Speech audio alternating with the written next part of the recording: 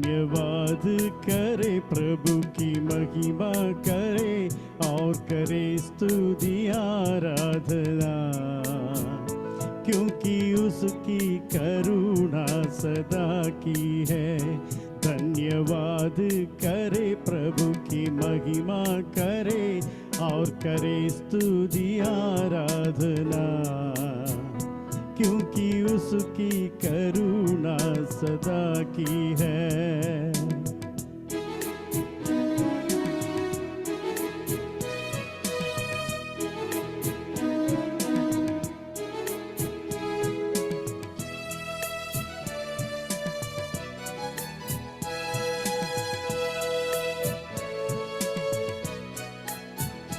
धन्यवाद करे प्रभु का, क्योंकि जीवन उसने दिया है।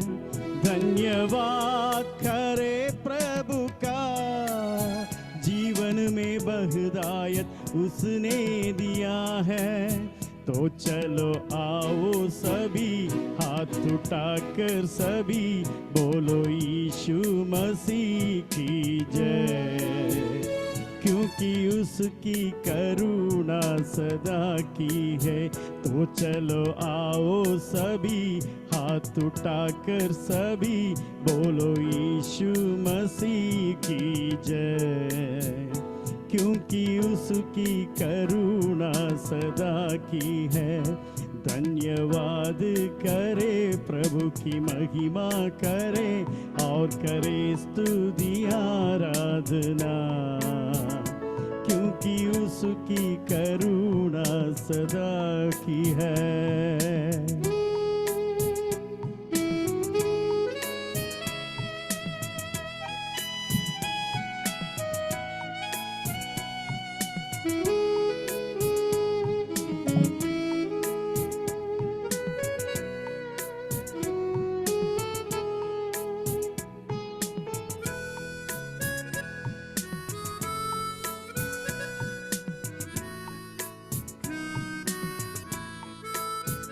धन्यवाद करे प्रभु का, क्योंकि जीवन में अमान दिया है। धन्यवाद करे प्रभु का, जीवन में विश्वास उसने दिया है। तो चलो आओ सभी हाथ उठाकर सभी बोलो यीशु मसीह की जय, क्योंकि उसकी करुणा सदा की है। तो चलो आओ सभी हाथ उठाकर सभी बोलो यीशु मसीह की जय, क्योंकि उसकी करुणा सदा की है। धन्यवाद करे, प्रभु की महिमा करे और करे स्तुति आराधना, क्योंकि उसकी करुणा सदा की है। धन्यवाद करे, प्रभु की महिमा करे और करे स्तुति आराधना, क्योंकि उसकी करुणा सदा की है।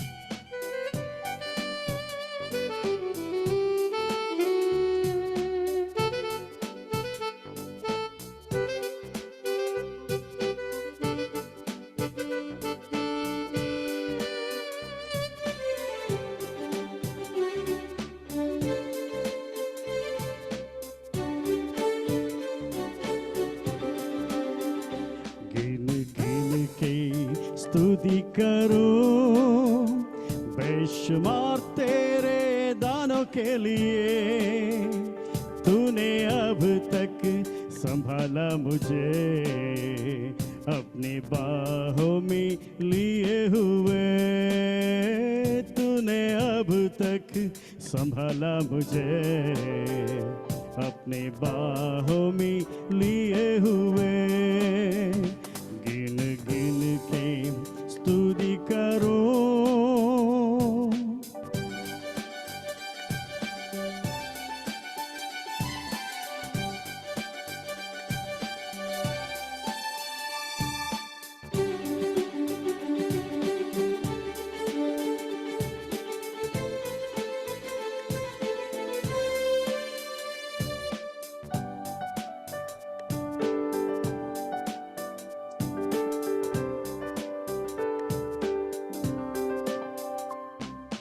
तेरे शत्रु का निशाना तुझ पर होगा ना सफल।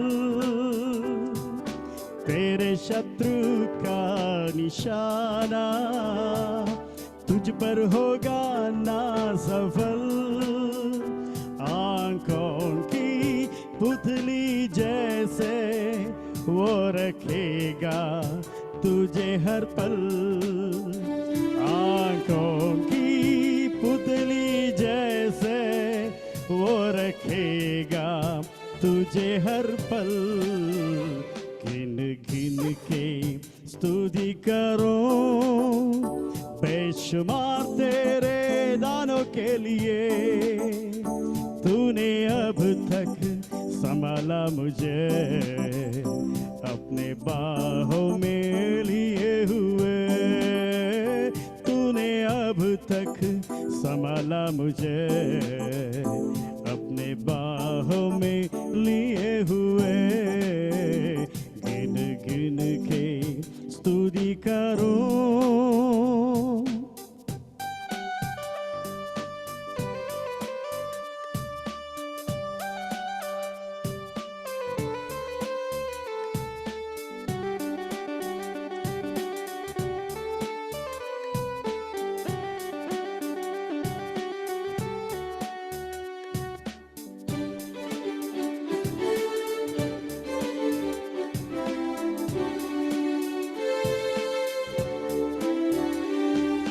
आंतियान बन के आए जिंदगी के फिकर। आंतियान बन के आए जिंदगी के फिकर। कौन है तेरा केवनहारा है भरोसा तेरा किधर। कौन है तेरा केवनहारा है भरोसा तेरा किधर। गिन गिन के स्तुति करो।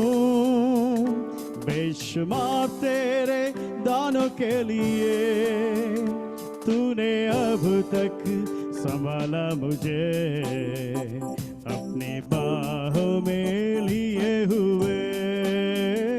तूने अब तक संभाला मुझे अपने बाहों में लिए हुए। गिन गिन के स्तुति करो। बेशुमार तेरे दानों के लिए। तूने अब तक संभाला मुझे अपने बाहों में लिए हुए। तूने अब तक संभाला मुझे अपने बाहों में लिए हुए। गिन गिन के स्तुति करो। Thank you. धन्यवाद। Thank you, brother, for beautiful spiritual singing. May God bless you. भाई शिबू जोश अच्छे गायक हैं और जाने-माने गायक हैं और कई स्टेज में अपने गीतों के द्वारा लोगों को प्रभु की ओर लेके जाता है साथ में उनका म्यूजिक कीबोर्ड चलाया, उनका बेटा है, उनको भी धन्यवाद देता है। आज अंशुवाणी अंकल यीशु मसीह की प्रार्थना के बारे में, इसके लिए जो हमारे लिए एक आदर्श बन गया है, उसके बारे में संदेश देंगे। लोग प्रार्थना वो सुनेंगे। It's over to Anshuvani uncle.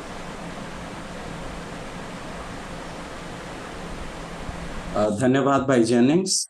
परमेश्वर की स्तुति और महिमा हो कि प्रभु हमें इस प्रकार एक समय दिया कि हम प्रभु के सम्मुख आ सकें, और मुझे भी ये बहुमूल्य समय देने के लिए भाई जेनिंग्स को मैं धन्यवाद देना चाहता हूँ। आइए हम जब प्रभु के सम्मुख बैठे हुए हैं, प्रभु का धन्यवाद करेंगे। भाई जो शिबू ने बहुत सुंदर रीति से दोनों ही गीत गा के सुनाए, हमारे हृदय को वो तैयार किए परमेश्वर का वचन ग्रहण करने के लिए। Thank you brother Shibu for the beautiful singing, and your son also is excellent in playing the keyboard. Thank you. God bless you more and use you. आज जो विषय हम अध्ययन करेंगे वो है हमारा प्रभु यीशु मसीह के प्रार्थना का जीवन। प्रभु यीशु मसीह के प्रार्थना का जीवन, यहाँ पर परमेश्वर के साथ संबंध में बने रहने के लिए परमेश्वर प्रभु के लोगों को, यानी परमेश्वर के संतानों को प्रार्थना का एक माध्यम दिया है, और प्रार्थना के बिना हम परमेश्वर के साथ संगति में नहीं रह सकते हैं। अगर मैं परमेश्वर के संतान के रूप में या परमेश्वर का एक दास के रूप में परमेश्वर के साथ संगति में रहना चाहूंगा, तो प्रार्थना मेरा जीवन में और हर एक का जीवन में बहुत ही आवश्यक है। प्रभु यीशु मसीह जब दुनिया में आया था, प्रभु यीशु मसीह भी प्रार्थना के साथ जुड़ा हुआ था। वो प्रार्थना क्या किस रीति से किया, किस प्रकार किया, कहाँ किया, किस परिस्थिति में किया, इन सारे बातों को हम प्रभु के वचन में पढ़ते हैं। लेकिन आज हम प्रभु यीशु मसीह के प्रार्थना का जीवन को ध्यान में लाएंगे, और वो एक ही पुस्तक में हम केंद्रित करेंगे। लूका रचित सुसमाचार से प्रभु यीशु मसीह के प्रार्थना का जीवन को हम देखेंगे। लूका रचित सुसमाचार प्रार्थना का एक पुस्तक है। हालांकि ये सुसमाचार पुस्तक जहां प्रभु यीशु मसीह को एक श्रेष्ठ व्यक्ति के, पुरुष के रूप में चित्रित किया गया है, एक श्रेष्ठ और उत्तम श्रेष्ठ पुरुष के रूप में या मनुष्य के रूप में प्रभु यीशु मसीह को यहाँ पर लूका उपस्थापित करते हैं। लेकिन इस लूका रचित सुसमाचार को अगर हम देखेंगे, यहाँ प्रार्थना के बारे में बहुत कुछ लिखा गया है।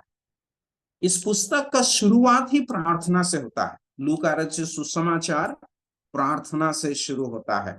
हम उस समय इस पुस्तक का शुरुआत को देखते हैं कि जब परमेश्वर लोगों से बातें नहीं कर रहे हैं। मलाकी पुस्तक के बाद सुसमाचार पुस्तक शुरू होता है।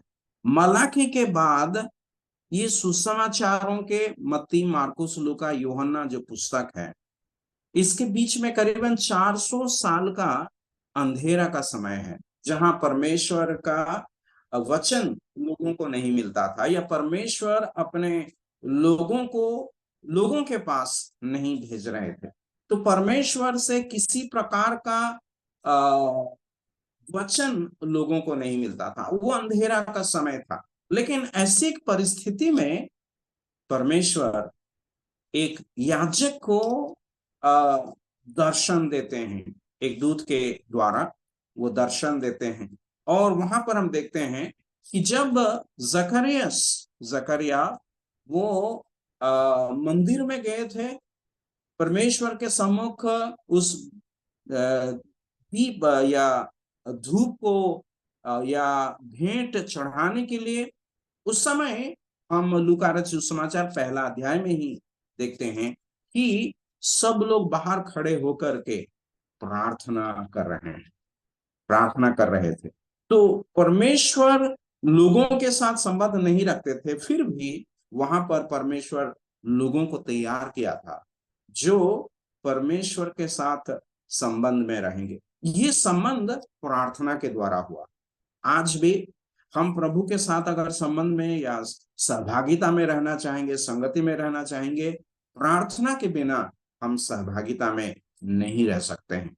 और ये लूका रचित सुसमाचार जैसे प्रार्थना के साथ शुरू होता है, वैसा ही उसके 24 अध्याय के आखिरी आयतों को अगर हम देखेंगे, आखिरी अध्याय के आखिरी वचनों को देखने से हमें पता चलता है वहां वो पुस्तक प्रार्थना के साथ ही समाप्त होता है।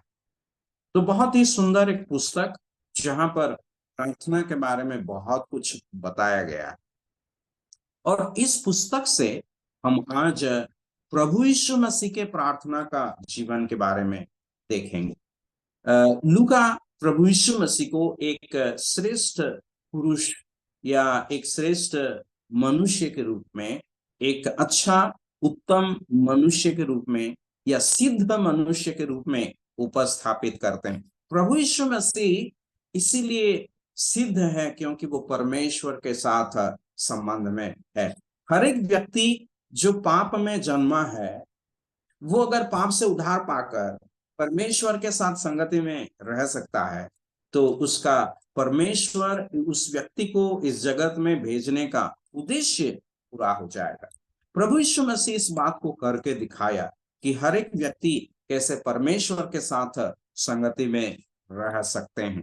तो आइए हम इस अध्ययन को आगे बढ़ाएंगे।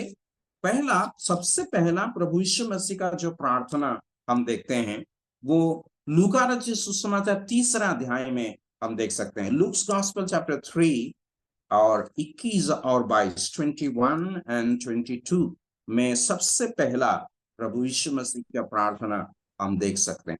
तो यहाँ पर करीबन 8 जगहों में प्रभु यीशु मसीह के प्रार्थना को हम देख सकते हैं पूरा पुस्तक में।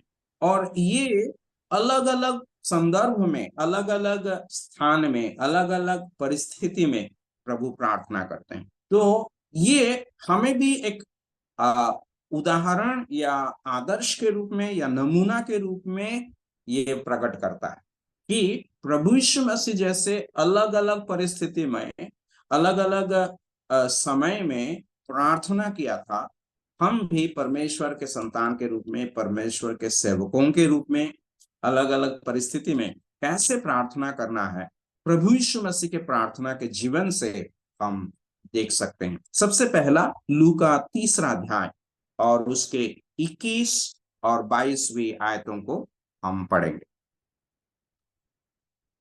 जब सब लोगों ने बपतिस्मा लिया और यीशु भी बपतिस्मा लेकर प्रार्थना कर रहा था, तो आकाश खुल गया और पवित्र आत्मा शारीरिक रूप में कबूतर के समान उस पर उतरा और वह आकाशवाणी हुई, तू मेरा प्रिय पुत्र है, मैं तुझसे प्रसन्न हूं। परमेश्वर अपने वचन पढ़े जाने के द्वारा महिमा पाए। यहाँ पर हम पढ़ते हैं कि प्रभु यीशु मसीह बपतिस्मा लिया। प्रभु को यहाँ पर बपतिस्मा लेने का कोई जरूरत ही नहीं था, क्योंकि बपतिस्मा देने वाला यूहन्ना जो प्रभु यीशु मसीह से सिर्फ 6 महीना का बड़े थे, वो बपतिस्मा दे रहे थे। और उतना ही नहीं, वो मन फिराव का बपतिस्मा दे रहे थे। इसीलिए सब पापी लोग अपना अपना पाप को कबूल करके, पाप स्वीकार करके यूहन्ना का बपतिस्मा ले रहे थे, यूहन्ना से बपतिस्मा ले रहे थे। वे इसीलिए ले रहे थे कि पाप से फिरकर आने वाला मसीह पर विश्वास करेंगे। तो प्रभु यीशु मसीह में ना पाप था और ना उनको एक मसीह का इंतजार करना था। लेकिन जब यूहन्ना भी प्रभु से कहा कि मुझे आपसे बपतिस्मा लेना है, आप मुझसे बपतिस्मा लेने आ रहे हैं, तो प्रभु यीशु मसीह ने कहा अब इस प्रकार होने दो, क्योंकि इस प्रकार हम परमेश्वर के जो धर्म कर्म है या उस कर्म को हम पूरा कर सकते हैं। तो इसीलिए उसने सहमति हुआ और प्रभु यीशु मसीह को उसने बपतिस्मा दिया।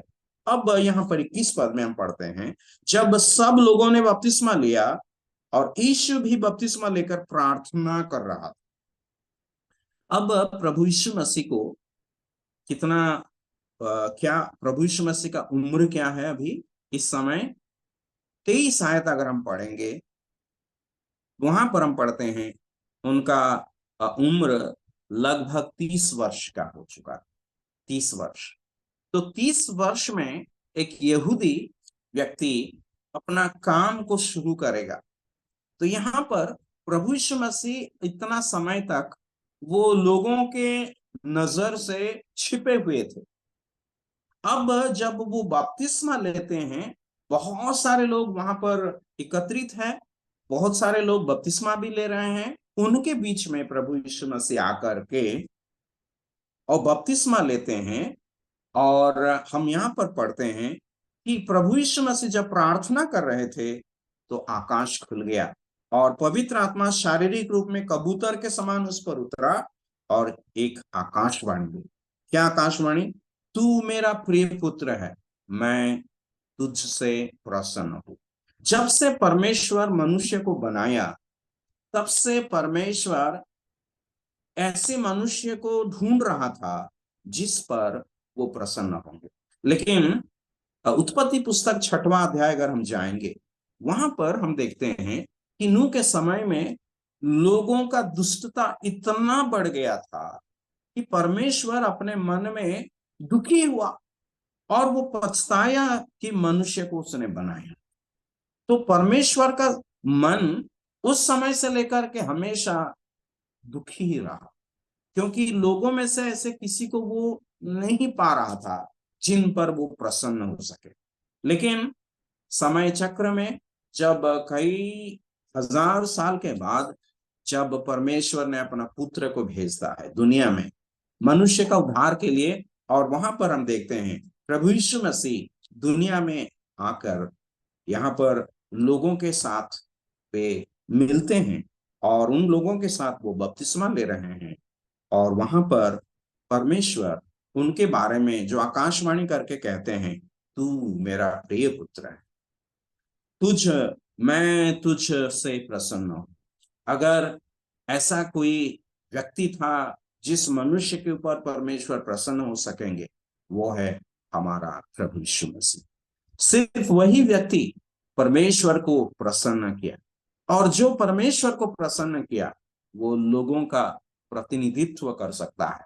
और यहां से लेकर के आखिरी में जो काम वो करेंगे, उस काम को करने के लिए बहुत अच्छा एक शुरुआत को हम यहाँ पर देखते हैं। प्रभु यीशु मसीह उस काम करने के लिए जिस योग्यता का जरूरत है, इस योग्यता का पहला ही जिक्र यहाँ पर हम देखते हैं कि परमेश्वर कहते हैं ये मेरा प्रिय पुत्र है। प्रभु यीशु मसीह का जो 30 साल के तक के जीवन बाइबल में नहीं लिखी हुई है, 12 साल के ऊपर में उनके बारे में लिखा गया है, उसके बाद कुछ नहीं लिखा गया है।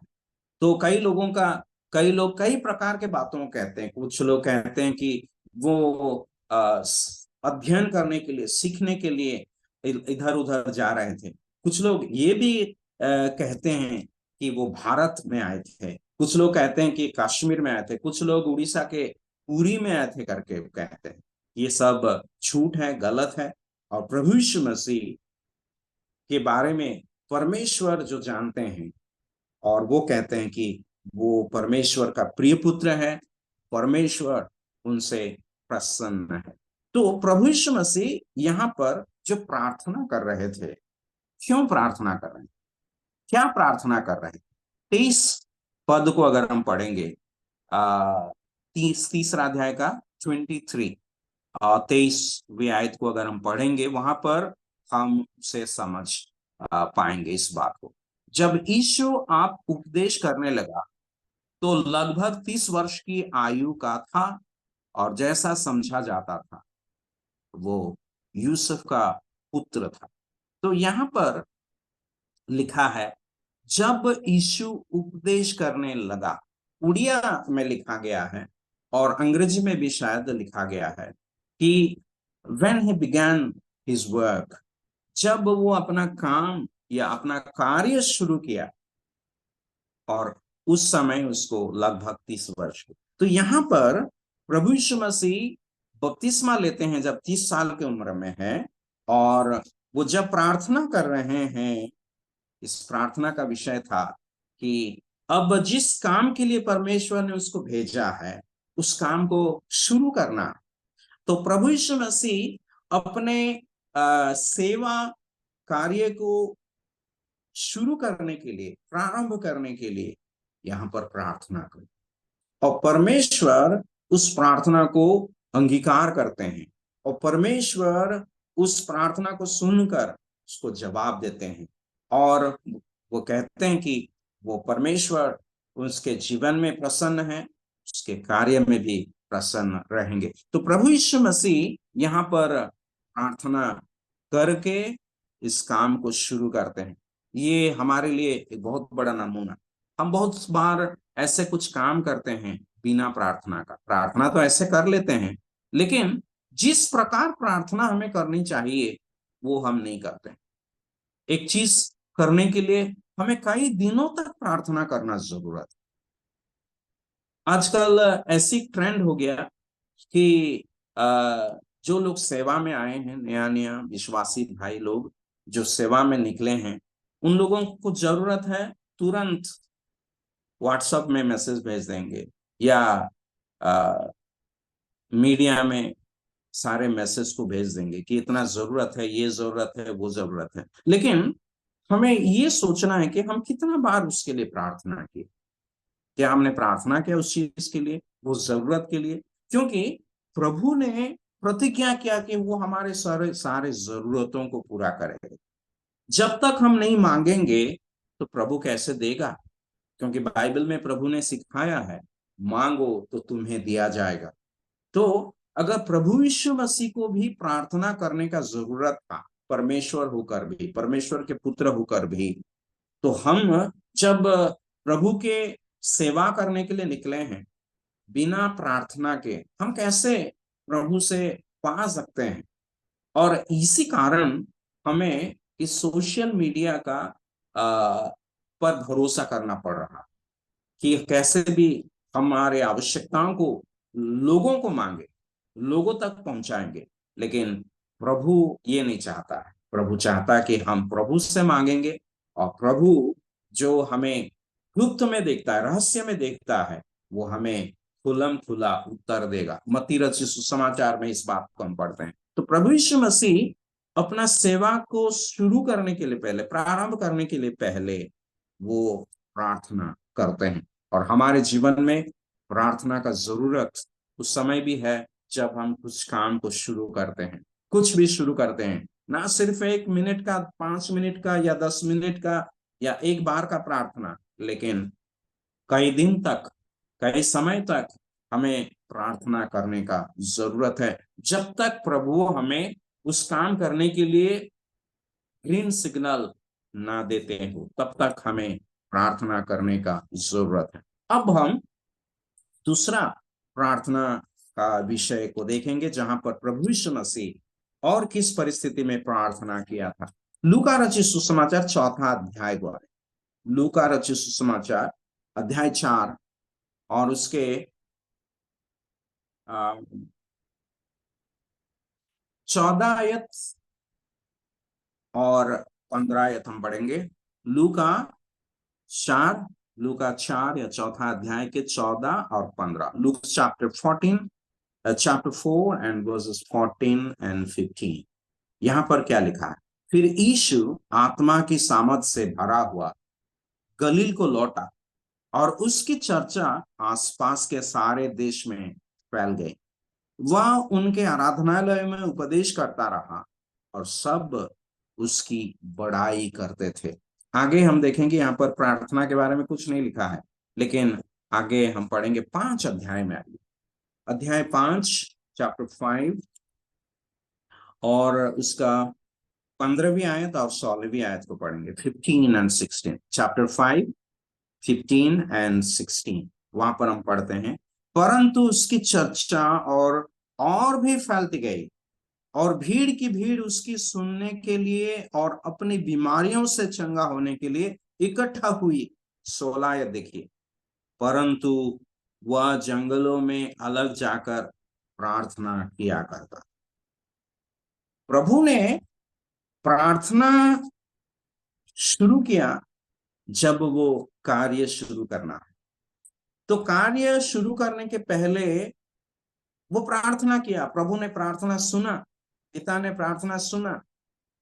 लेकिन अब यहाँ पर पढ़ते हैं उस प्रार्थना के उत्तर स्वरूप बहुत सारे लोग, यहाँ पर बहुत बड़ी भीड़ इकट्ठा हो रहे हैं प्रभु के सुनने के लिए, चंगाई पाने के लिए, सहायता पाने के लिए। वो बहुत भीड़, उतना ही नहीं, प्रभु का संदेश को सुनने के लिए, प्रभु का वचन सुनने के लिए भी लोग वहां पर भीड़ जमा रहे थे। और हम पढ़ते हैं प्रभु का उपदेश को सुनकर लोगों ने तीसरा आयत, चौथा आयत में हम पढ़ते हैं, चौथा अध्याय में पढ़ते हैं, उसकी बड़ाई करते थे। तो प्रभु यीशु मसीह का जो फेम है, प्रभु यीशु मसीह का जो ख्याति है, वो बढ़ने लगा, वो बढ़ गया। प्रभु यीशु मसीह एक विख्यात पुरुष हो गया। बहुत ही थोड़े समय में, बहुत ही कम समय में प्रभु काम ही शुरू किए हैं, और उस काम के आरंभ में ही प्रभु यीशु मसीह का नाम इतना फैल गया कि उनका हर जगह उनका नाम का चर्चा हो रहा। तो ये यहाँ पर देखते हैं। लेकिन 16 आयत हमें बताते हैं प्रभु यीशु मसीह क्या करते हैं। 16 आयत, परंतु वह जंगलों में अलग जाकर प्रार्थना किया कर। ये प्रभु के सेवकों के लिए, विश्वासियों के लिए बहुत बड़ी बात है। क्या है कि जब प्रभु का चर्चा फैल रहा है, जब बहुत लोग प्रभु को चाहते हैं, प्रभु का सुनने के लिए, प्रभु का सहायता पाने के लिए, लेकिन 16 आयत में उस छोटा सा शब्द परंतु, बट, वह जंगलों में अलग जाकर, अलग लोगों से अलग, जंगल में मतलब जहां पर कोई नहीं रहेंगे, ऐसी जगह में वो जाकर के प्रार्थना करता। इतने लोगों को छोड़ करके प्रभु अलग, अकेला जाकर के प्रार्थना करें। क्या प्रार्थना करेंगे? अभी देखिए, अगर हर जगह में आपका चर्चा हो रहा है, अच्छा चर्चा हो रहा है, सब लोग आपका तारीफ कर रहे हैं, तो क्या होगा? क्या होगा? मेरा अगर सब लोग तारीफ करेंगे, मैं अच्छा गा रहा हूं, अच्छा प्रचार कर रहा हूं, अच्छा प्रार्थना कर रहा हूं, अच्छा ये कर रहा हूं, अच्छा वो है। जैसे कि फेसबुक में कुछ पिक्चर हम डालते हैं और तुरंत 10,000 लोग लाइक कर देते हैं, तो हमको इतना खुश लग जाता है। एक ही दिन में 10,000 लोग लाइक डाल दिए फेसबुक में मेरे फोटो पर, तो मुझे एक और प्रलोभन होगा कि कल भी और एक फोटो डालू, परसों और एक फोटो डालू। तो बार बार मेरा फोटो को मैं डालूंगा और लोग, सब लोग लाइक करते रहेंगे। तो क्या होगा? मेरा ध्यान अब मेरे ओर आ रहा है, मेरा ध्यान अभी मेरे ओर आ रहा है, और मैं चाहता हूं कि सब लोग मेरे ओर ध्यान दें। ये विश्वासियों के लिए, प्रभु के सेवकों के लिए एक बहुत बड़ा फंदा है। तो प्रभु यीशु मसीह इसीलिए अपने आप को अलग करके, लोगों से अलग करके, वो जंगल में चले जाता है प्रार्थना करने के, ताकि इस क्या है, विख्यात होने का, या उनका जो फेमस होने का जो फंदा है, उस फंदा से वो बच सके। क्या हम कभी इस बात के लिए प्रार्थना किए? कभी, प्रभु मैं दुनिया में फेमस होना नहीं चाहता, दुनिया में मेरा एक बहुत बड़ा नाम मैं नहीं चाहता, मैं चाहता हूं कि तेरा नाम पवित्र माना जाए, तेरा नाम बड़ा माना जाए, तेरा नाम श्रेष्ठ माना जाए। कभी हमने इसी प्रकार का प्रार्थना किया?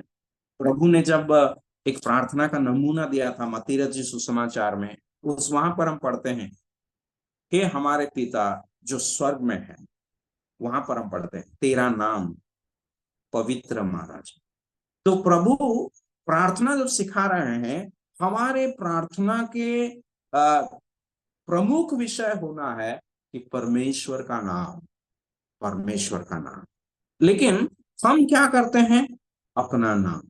तो प्रभु यीशु मसीह यहाँ पर हमें सिखा रहे हैं कि प्रभु ने जैसे प्रार्थना किया कि लोगों के सामने एक बहुत बड़ा विख्यात पुरुष बनने का जो फंदा है, उससे हमें बचने का आवश्यक है। और इसीलिए प्रभु प्रार्थना, यहाँ पर एक देखिए बहुत बड़ा बात कि अगर सब लोग प्रभु का तारीफ करेंगे, सब लोग इसराइल में जितने भी लोग हैं, अगर सब लोग प्रभु का तारीफ करेंगे, कौन प्रभु को क्रूस पर चढ़ाएगा?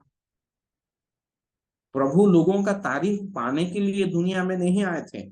प्रभु आए थे आपको और मुझे और दुनिया के लोगों को पाप से बचाने के लिए, हमारा उद्धारकर्ता बनने के लिए। वो नहीं आए थे कि लोगों का एक नेता बनेंगे, वो नहीं आए थे एक राजा बनेंगे, वो नहीं आए थे कि एक लोकप्रिय व्यक्ति बनेंगे, एक जननायक बनेंगे, लेकिन आए थे आपका और मेरा उद्धारकर्ता बने। और उद्धारकर्ता अगर बनना है, उसे क्रूस पर चढ़ना है। तो अगर सब लोग उसकी तारीफ करेंगे, उसका चर्चा करेंगे, उसके बारे में अच्छाई कहेंगे, क्रूस पर वो कैसे जा सकते हैं? जब पतरस और बाकी चेले लोग भी प्रभु का जो तारीफ करते थे, जब प्रभु ने उनके सामने अपने मृत्यु के बारे में, अपने बलिदान होने के बारे में बताया कि हम यरूशलेम जा रहे हैं, वहां मुझे लोग पकड़ेंगे और मुझे मार डालेंगे, मेरे मुंह पर थूकेंगे, मुझे क्रूस पर चढ़ाएंगे। अब पतरस ने कहा तुरंत, हे प्रभु, आपके साथ ऐसा कभी नहीं होगा। क्यों ऐसे कह रहे हैं? क्योंकि पतरस प्रभु से इतना प्रेम करते हैं, जैसे कि बाकी चेले लोग प्रभु से प्रेम कर रहे थे, और वो नहीं चाहते थे कि प्रभु को कोई आकर के मारे, प्रभु का कोई हमला करे, कोई नहीं चाहते थे। इसीलिए तो पतरस वहां तक पहुंच गया कि जब उनके हाथ में उस तलवार था, उस तलवार का भी इस्तेमाल करने के लिए वो पीछा पर वो डरा नहीं। तो हम देखते हैं कि प्रभु यीशु मसीह का जो नाम का जो कीर्ति, उसका नाम का जो बड़ाई हो रहा है, उसका चर्चा हो रहा है, ये एक बहुत बड़ा फंदा है। इस फंदा से बचने का आवश्यक था। दुनिया में 3 प्रकार विषय है। ये है आंखों की अभिलाषा, और शरीर की अभिलाषा, और जीविका का घमंड। तो ये घमंड, जब सब लोग मेरा चर्चा करेंगे, जब सब लोग मुझे पसंद करेंगे, तो क्या होगा? मेरे अंदर में घमंड उत्पन्न होगा। और जिस घमंड को परमेश्वर नफरत करते हैं, प्रभु ने कहा कि मुझसे सीखो कि मैं मन में दीन हूं और नम्र हूं। प्रभु यीशु मसीह दीन और नम्र होकर दुनिया में वो रहा। प्रभु के जीवन में घमंड का किसी भी प्रकार का बात को हम नहीं दे सकते, वो उसे सह नहीं सकते हैं। प्रभु के लोगों के बीच में घमंड आना वो नहीं चाहते। घमंड जो है शैतान का स्वभाव।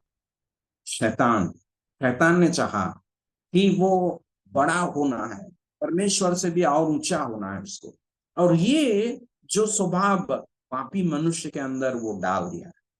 आज सब लोग अपने बारे में घमंड करना चाहते हैं, लेकिन प्रभु यीशु मसीह यहाँ पर हम देखते हैं वो भाग जाते हैं, भीड़ से दूर चले जाते हैं, अलग होकर के वो प्रार्थना करने के लिए चले जाते हैं, ताकि प्रभु उसे घमंड होने से, लोकप्रियता से, जनप्रियता से, या किसी प्रकार के कीर्ति या ख्याति से या फेमस होने से, उसका फंदा से बचाए।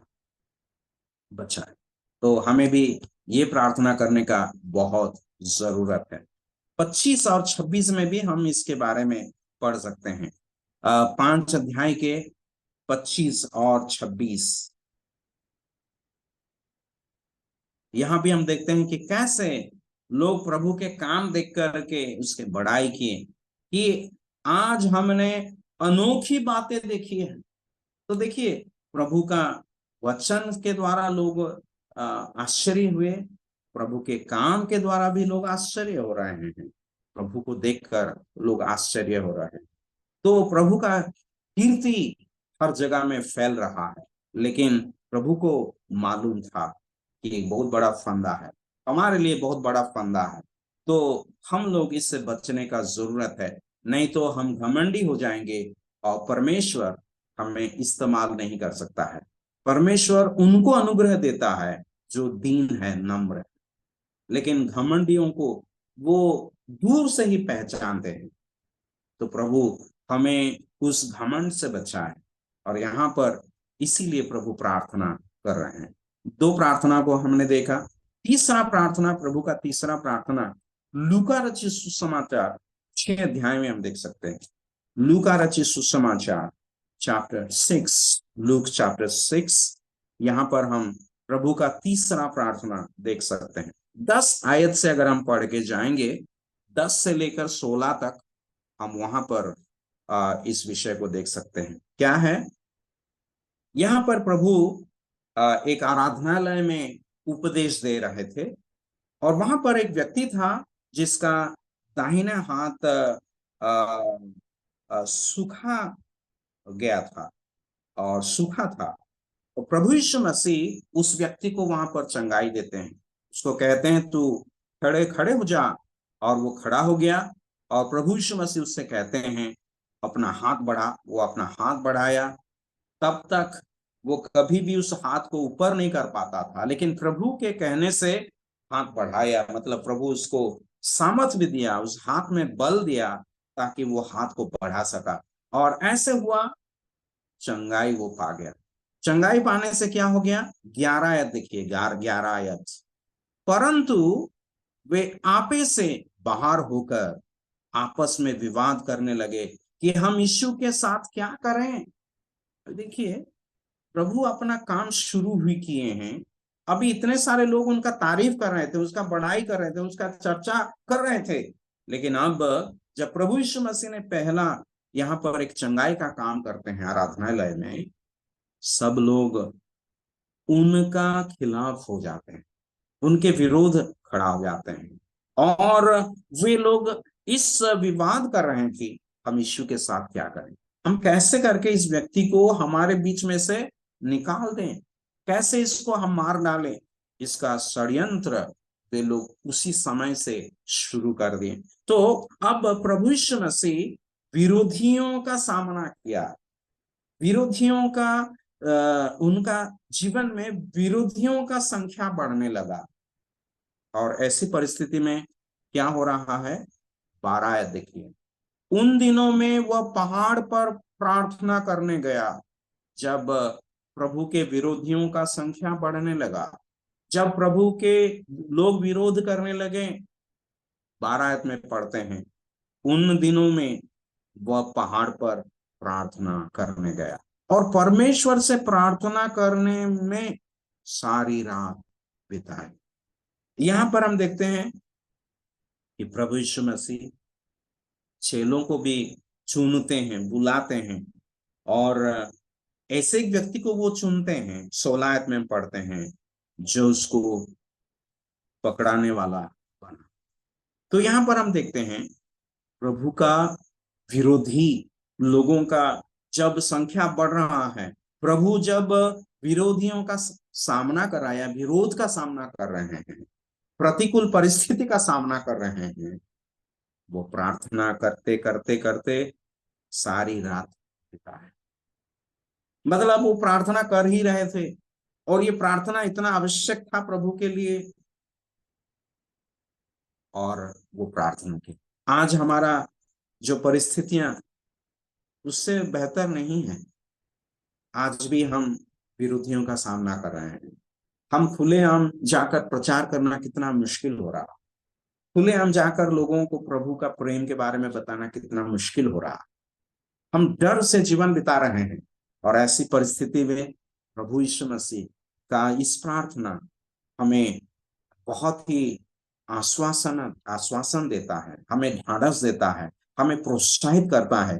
12 आयत में हम पढ़ते हैं, उन दिनों में वह पहाड़ पर प्रार्थना करने गया और परमेश्वर से प्रार्थना करने में सारी रात बिताई। में प्रभु हमें सहायता करें कि हमारे जीवन में इस बात को भी हम सीखें कि प्रार्थना हम कर पाए। जब मैं कहता हूं कि ये सब प्रभु ने किया, मैं अपने लिए भी कह रहा हूँ कि मुझे भी इतना ही प्रार्थना करने का जरूरत है। हर परिस्थिति में प्रार्थना का जरूरत है। हमारे जीवनों में प्रभु के सामने प्रार्थना करने का, गिड़गिड़ाने का आवश्यक है। चाहे हम साधारण विश्वासी हो, चाहे हम प्रभु के सेवक हो, जो भी होना क्यों, अगर प्रभु यीशु मसीह को, जो परमेश्वर का पुत्र, जो परमेश्वर स्वयं है, उनको प्रार्थना करने का इतना जरूरत था इस दुनिया में, हमारे लिए भी कितना जरूरत है प्रार्थना करना। अब हम चौथी बात को आएंगे, देखेंगे प्रभु यीशु मसीह का प्रार्थना का जीवन। चौथा विषय, किन परिस्थिति में प्रभु ने प्रार्थना किया। अब हम सीधे 9 अध्याय की ओर जाएंगे, चैप्टर 9 ऑफ लूक्स गॉस्पेल। लूका रचित सुसमाचार 9 अध्याय 18 से लेकर 20 तक के आयतों को हम पढ़ेंगे। 18 से लेकर 20 तक के आयतों को पढ़ेंगे, वर्सेस 18 to 20। जब वो एकांत में प्रार्थना कर रहा था और चेले उसके साथ थे, तो उसने उनसे पूछा, लोग मुझे क्या कहते हैं? उन्होंने उत्तर दिया, यूहन्ना बपतिस्मा देने वाला, और कोई एलिया, और कोई यह कि पुराने भविष्यद्वक्ताओं में से कोई जी उठा है। तो 20 पद हम पढ़ेंगे। यहाँ पर हम देखते हैं प्रभु यीशु मसीह एकांत में प्रार्थना कर रहा था। चेले भी उसके साथ थे, लेकिन प्रभु अलग प्रार्थना कर रहे थे, चेले अलग वे बैठे हैं। तो प्रभु यीशु मसीह यहाँ पर जो प्रार्थना कर रहे हैं, क्या प्रार्थना वो कर रहे थे? प्रभु का प्रार्थना का विषय यहाँ पर क्या है? यहाँ पर इतने सारे चेलों को उन्होंने चुना, जिनके द्वारा इस दुनिया में वो सुसमाचार प्रचार का काम वो करेंगे। लेकिन ये प्रार्थना, प्रभु यीशु मसीह इनके लिए क्या कर रहे हैं प्रार्थना? वो चेलों के लिए, क्योंकि चेलों का बहुत बड़ा जिम्मेदारी है। अगर वे प्रभु का सेवा करेंगे, अगर वे प्रभु का गवाही बनेंगे, सबसे पहला उनको ये तो जानना है कि प्रभु यीशु मसीह कौन है। प्रभु यीशु मसीह कौन है, इसके बारे में उनको जानने का जरूरत है। तो प्रभु यीशु मसीह यहाँ प्रार्थना कर रहे हैं ताकि उनके चेले लोग प्रभु यीशु मसीह को पहचानेंगे और प्रभु यीशु मसीह को सबके सामने प्रकट करेंगे। प्रभु यीशु मसीह कौन है, इस बात सबके सामने वो रखेंगे। और इसीलिए प्रभु यीशु मसीह प्रार्थना कर रहे हैं। कभी कभी हम जिन लोगों के बीच में सेवा करते हैं, जिन विश्वासियों को, जिन झुंड को हम प्रभु का वचन सिखाते हैं अपने अपने कलीसियाओं में, उनके लिए भी हमें प्रार्थना करने का जरूरत है। ऐसे कुछ लोग हैं कलीसिया में जो प्रार्थना करना नहीं जानते हैं। हमारी कलीसिया में ऐसे एक समय था जहां पर एक बहुत बड़ा ताड़ना यानी सताव शुरू हो गया। और जब सताव शुरू हो गया और दिन रात कोई भी समय में बहुत सारे विरोधी लोग जो हमला करने लगे, वो रात में सो नहीं पा रहे थे, कहीं जा नहीं पा रहे थे और कहीं काम नहीं कर पा रहे थे। बहुत मुश्किल का समय था, 1-2 महीना का नहीं, लेकिन कई साल तक ये रहा। उस समय एक बहन ने हमें बताया इस प्रकार, पास्टर जी, मुझे प्रार्थना अब तक करना मालूम नहीं था, लेकिन ये सताव जब हो गया, मैं प्रार्थना करना सीख गई। हमको बहुत अच्छा लगा कि कोई ऐसी परिस्थिति में प्रार्थना करने के लिए सीखते हैं। तो यहाँ पर हम देखते हैं कि ये चेले लोग प्रभु का सेवा करने के लिए आए हैं, प्रभु के साथ रहते हैं, लेकिन प्रभु के संबंध में कुछ नहीं जानते। प्रभु कौन है, इस बात को उन्हें जानना है। तो प्रभु यीशु मसीह यहाँ उनके लिए प्रार्थना कर रहे हैं ताकि वे प्रभु कौन है इस बात को वे बयान करें। तब प्रभु यीशु मसीह यहाँ पर पूछते हैं, लोग क्या कहते हैं मेरे बारे में? तो लोग ये सब कहते हैं। लेकिन 20 आयत में 9 का 20, चैप्टर 9 एंड वर्स 20, उसमें प्रभु हम इस प्रकार पढ़ते हैं, उसने उनसे पूछा, परंतु तुम मुझे क्या कहते हो? देखिए प्रभु यीशु मसीह कहते हैं, लोग तो ये कहते हैं, वो ठीक है, वो सब जानने का इतना आवश्यक नहीं, लेकिन तुम क्या कहते हो? हर एक विश्वासी अपना प्रभु के बारे में क्या कहता है? हर एक सेवक अपने प्रभु जो मालिक है उनके बारे में हम क्या कहते हैं? यहाँ पर प्रभु इस सवाल को पूछते हैं, परंतु तुम मुझे क्या कहते हो? What do you think? What do you say of me? तब पतरस सबके पक्ष में वो उत्तर दिया, परमेश्वर का मसीह। प्रेज द लॉर्ड, प्रभु का धन्यवाद हो। प्रभु यीशु मसीह का जो प्रार्थना का उत्तर यहाँ पर मिल गया। एक व्यक्ति जो अनपढ़ है, अशिक्षित है, पतरस मछली पकड़ने वाला, प्रभु यीशु मसीह को पहचाना है। मत्ती रचित सुसमाचार 16 अध्याय में अगर हम जाएंगे, हालांकि हम लूका रचित का अध्ययन कर रहे हैं, लेकिन मत्ती में भी इसका जिक्र बहुत अच्छी रीति से किया गया है। मत्ती रचित सुसमाचार अध्याय 16, चैप्टर 16 ऑफ मैथ्यू, 16 और 17 आयत को हम पढ़ेंगे, 16 एंड 17। समौन पतरस ने उत्तर दिया, तू जीविते परमेश्वर का पुत्र मसीह है। यीशु ने उसको उत्तर दिया, हे शमौन, योना के पुत्र, तू धन्य है, क्योंकि मांस और लहू ने नहीं, परंतु मेरे पिता ने जो स्वर्ग में है यह बात तुझ पर प्रकट की है।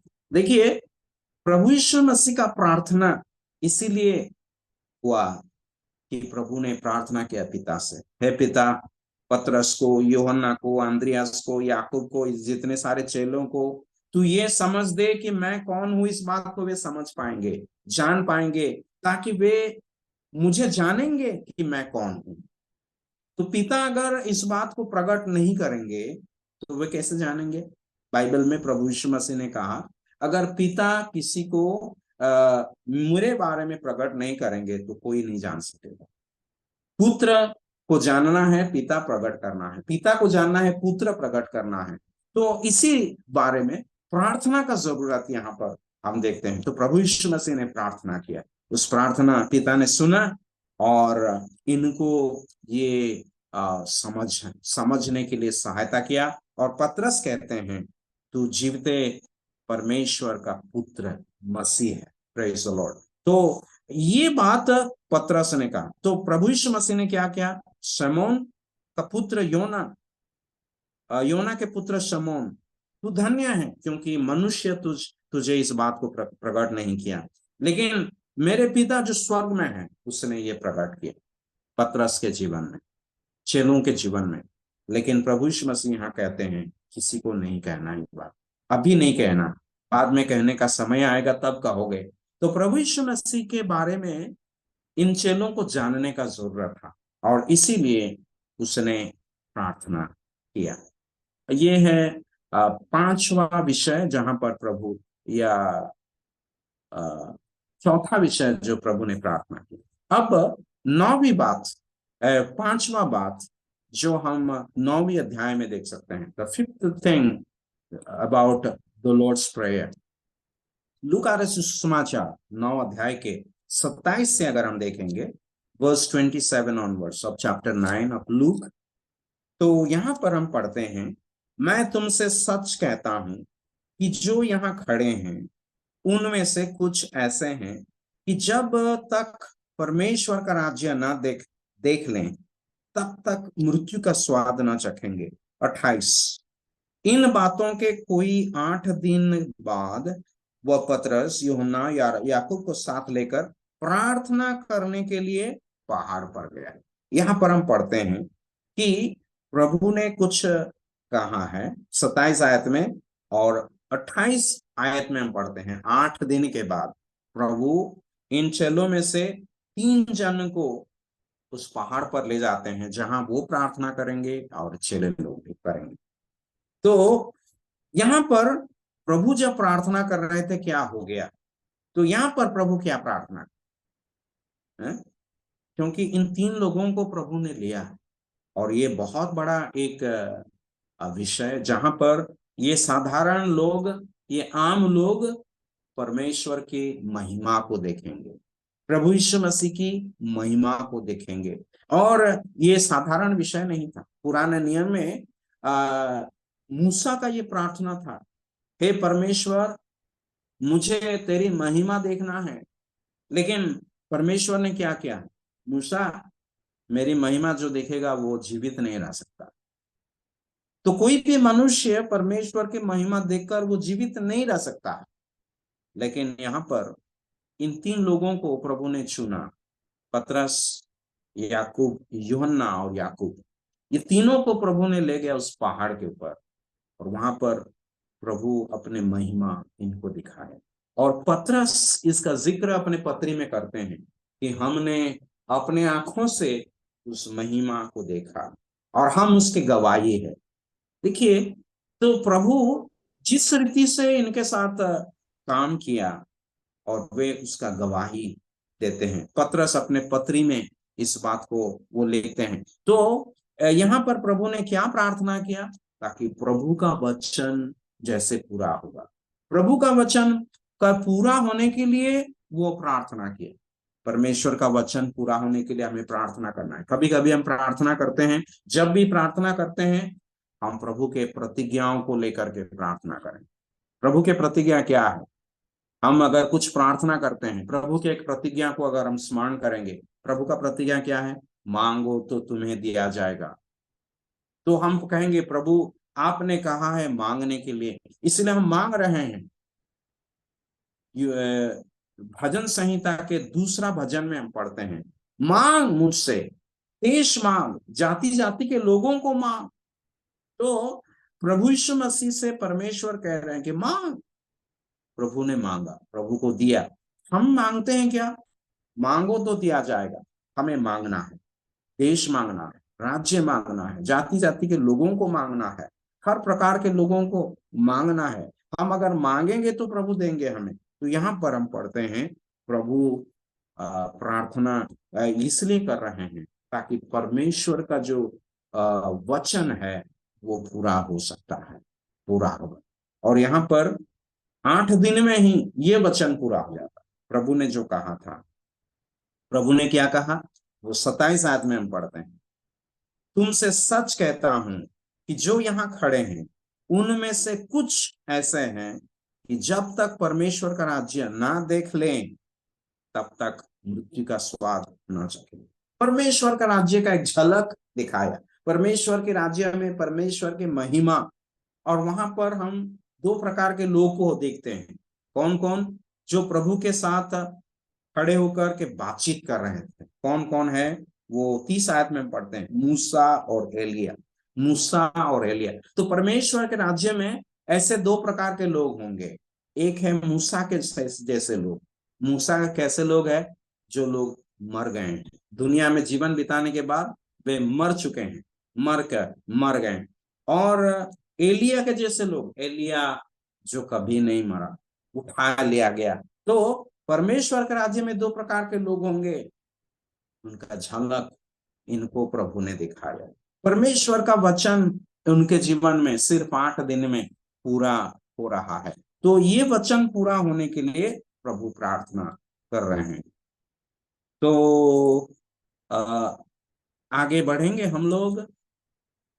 एक और प्रार्थना, 6वां विषय प्रभु के जीवन में जो प्रार्थना को हम देखते हैं 11 अध्याय में हम देख सकते हैं।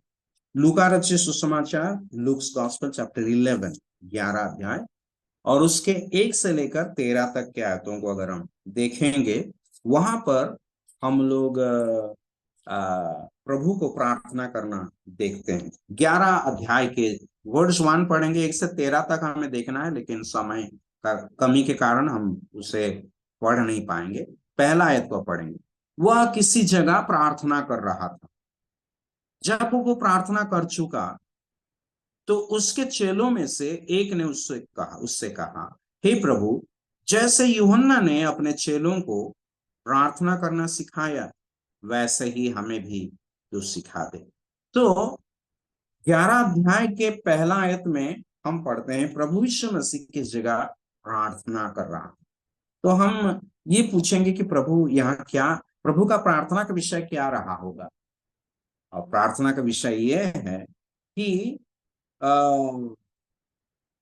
उसी लाइन के नीचे पंक्ति में ही हम देख सकते हैं क्या है। जब वो प्रार्थना कर चुका तो उसके चेलों में से एक ने उससे कहा, क्या कहा? हे प्रभु, यूहन्ना ने अपने चेलों को प्रार्थना करना सिखाया वैसे हमें भी तू सिखा दे। तो यहाँ पर प्रभु क्या प्रार्थना किए होंगे? ये चेलों के बारे में, जो चेले प्रार्थना करना नहीं जानते, प्रार्थना रहित चेले, प्रार्थना रहित शिष्य। कभी कभी हमारे जीवन में भी ये हो सकता है, हम काम में इतना व्यस्त हो जाते हैं, प्रार्थना करने के लिए समय नहीं रहता है। अ, शायद मार्टिन लूथर ने इस प्रकार कहा था, आज मुझे इतना काम करना है, इतना काम है करने के लिए कि मुझे कम से कम 3 घंटा प्रार्थना में बिताना जरूर। तो हम क्या कहेंगे, आज हमें इतना काम करना है, इसीलिए 3 मिनट में प्रार्थना समाप्त कर देना। लेकिन मार्टिन लूथर ने इस बात का, इतना प्रार्थना करना है, इतना काम करना है, इसलिए मुझे कम से कम 3 घंटा का प्रार्थना जरूर है। तो यहाँ पर हम देखते हैं प्रभु यीशु मसीह अपने चेलों को देखा, अपने प्रभु को देख रहे हैं कि हमेशा वो प्रार्थना कर, रात को भी प्रार्थना करते हैं, दिन में प्रार्थना करते हैं, हर जगह वो प्रार्थना कर रहे हैं। लेकिन चेलों के मन में किसी प्रकार का प्रभाव नहीं पड़ रहा है। लेकिन अब कम से कम एक चेला के मन में ये विचार आया कि वो प्रभु के पास जाकर के वो कहेगा, प्रभु हमें प्रार्थना करने के लिए सिखा दे। प्रार्थना कैसे करते हैं हम नहीं जानते हैं, सिखा दे।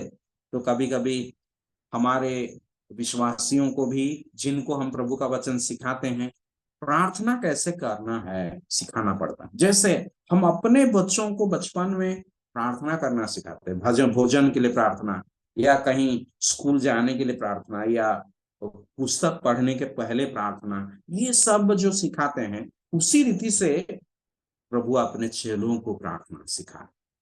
हमें भी प्रार्थना करने का जरूरत है, प्रार्थना करना दूसरों को भी सिखाना जरूरत।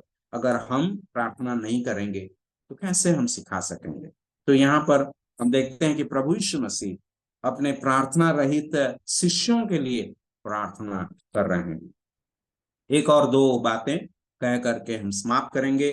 अब हम जाएंगे 22 अध्याय में, 22 अध्याय चैप्टर 22, लूका रचित सुसमाचार 22 अध्याय चैप्टर 22, उसके 39 से लेकर 46 तक, 39 to 46 हम देखेंगे कुछ पदों को यहाँ से। तब वो बाहर निकलकर अपनी रीति के अनुसार जैतून के पहाड़ पर गया और चेले उसके पीछे हो लिए। उस जगह पहुंचकर उसने उनसे कहा, प्रार्थना करो कि तुम परीक्षा में ना पड़ो। और वो आप उनसे अलग एक ठेला फेंकने की दूरी पर गया और घुटने टेककर प्रार्थना करने लगा, हे पिता, यदि तू चाहे तो इस कटोरे को मेरे पास से हटा ले, तो भी मेरी नहीं परंतु तेरी ही इच्छा पूरी हो। तब स्वर्ग से एक दूत उसको दिखाई दिया जो उसे सामर्थ्य देता था। वह अत्यंत संकट में व्याकुल होकर और भी हार्दिक वेदना से प्रार्थना करने लगा, और उसका पसीना मानो लहू की बड़ी बड़ी बूंदों के समान भूमि पर गिर रहा था। तब वह प्रार्थना से उठा और अपने चेलों के पास आकर उन्हें उदासी के मारे सोता पाया और उनसे कहा, क्यों सोते हो, उठो, प्रार्थना करो कि परीक्षा में ना पड़ो। तो यहाँ पर प्रभु यीशु मसीह के बारे में हम पढ़ते हैं 44 पद में, वह अत्यंत संकट में व्याकुल होकर और भी हार्दिक वेदना से प्रार्थना करने लगे। प्रभु यीशु मसीह के जीवन के सबसे कठिन परिस्थिति यहाँ पर हम देखते हैं, जहां पर उस विषय को वो सोच रहे हैं, जहां पर वो क्रूस पर चढ़ेंगे और सब मनुष्य जाति का पाप अपने ऊपर लेकर के, तब पिता परमेश्वर उनको त्याग देंगे, पिता से वो बिछोड़ हो जाएंगे, वो से अलग हो जाएंगे। इस बात को जब प्रभु यीशु मसीह स्मरण कर रहे थे, वो अत्यंत संकट में व्याकुल होकर के हार्दिक वेदना से प्रार्थना कर रहे हैं। परमेश्वर पिता के साथ उनका जो संबंध हमेशा रहा, उस सहभागिता, उस संगति से वो अलग हो जाएंगे। इस बात को प्रभु सह नहीं पा रहे थे और ये इतना दुखद था कि प्रभु यीशु मसीह के शरीर से पसीना बहने लगा, लेकिन ये पसीना ऐसा कि लहू की बड़ी बड़ी बूंदों के समान भूमि पर गिरने लगा। ये हमारा प्रभु यीशु मसीह का दुख में, कभी कभी जब हम दुख में होते हैं, लगता है कि उस समय जो प्रार्थना हम करते हैं प्रभु जरूर सुनेगा, लेकिन प्रभु के जीवन में हर प्रार्थना परमेश्वर के पास पहुंचा है और परमेश्वर हर एक प्रार्थना को उत्तर दिया है। यहाँ हमारे लिए भी एक नमूना प्रभु ने रखा है। कभी कभी प्रार्थना तो हमें करना है, ऐसे करना है, लेकिन यहाँ पर हम देखते हैं हार्दिक वेदना के साथ प्रार्थना करने का जरूरत है। हमारा तन मन लगा करके प्रार्थना करने का जरूरत है।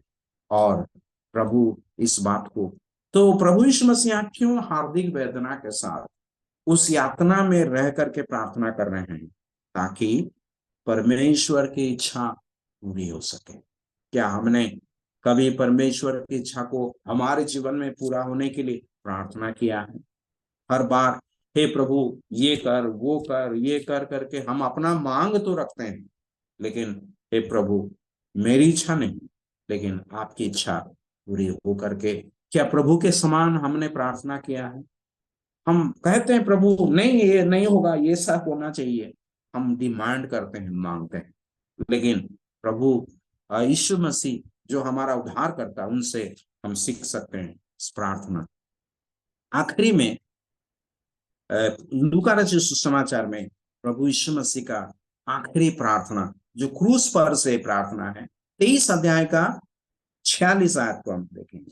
23 का 46, 23 अध्याय उसके 46 आयत, 46 23 अध्याय। और यीशु ने बड़े शब्द से पुकार कर कहा, हे पिता मैं अपनी आत्मा तेरे हाथों में सौंपता, और यह कहकर प्राण छोड़ दिए। तो यहां पर हम देखते हैं प्रभु यीशु मसीह का मुंह से निकला हुआ आखिरी प्रार्थना इस दुनिया में क्या है? हे पिता मैं अपनी आत्मा तेरे हाथों में सौंपता। प्रभु यीशु मसीह जैसे कि प्रभु ने अपना काम को शुरू किया प्रार्थना के साथ, और अब ये काम को पूरा करके वो अपना आत्मा प्रभु के हाथ में समर्पण कर दिया। जो अपना जीवन परमेश्वर के हाथ में समर्पित किया था, वो अपना जीवन, अपना प्राण को भी परमेश्वर के हाथ में समर्पण करके, अपनी आत्मा परमेश्वर के हाथ में समर्पण करके वो प्राण त्याग देता है। क्या ही धन्य व्यक्ति है, क्या ही सीधा मनुष्य है जिनको लूका ने हमारे सामने प्रस्तुत किया है। ये प्रभु हमारे लिए एक बहुत बड़ा आदर्श है, नमूना है, और हम उसका धन्यवाद करेंगे, उसके गुण को हम कीर्तन करेंगे, गाएंगे, लेकिन उसके जैसा जीवन पाने के लिए हमें भी लालसा करना है। प्रभु हमें सहायता करें, प्रभु के जैसे एक प्रार्थना का मनुष्य हमें बनना आवश्यक है। और इसलिए आइए कुछ भी काम हम क्यों ना करें, प्रभु से हम विनती करें, प्रभु का नाम का स्तुति हो इन वचनों के द्वारा, इस अध्ययन के द्वारा।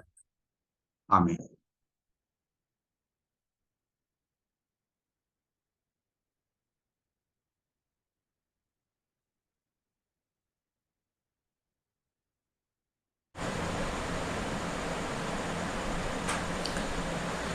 प्रभु का नाम की स्तुति हो।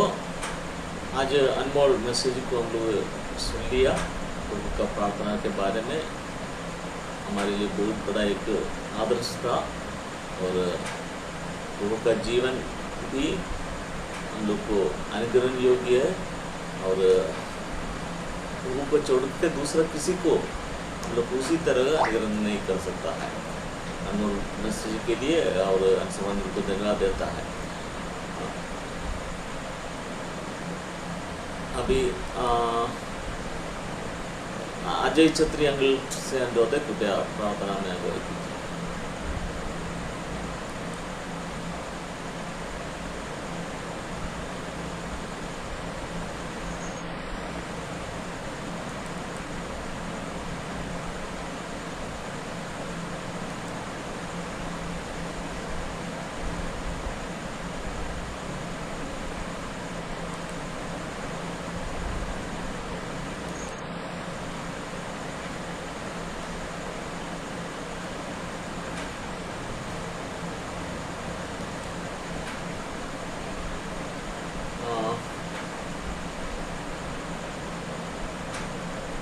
निरंजन भाई कृपया प्रार्थना कीजिए।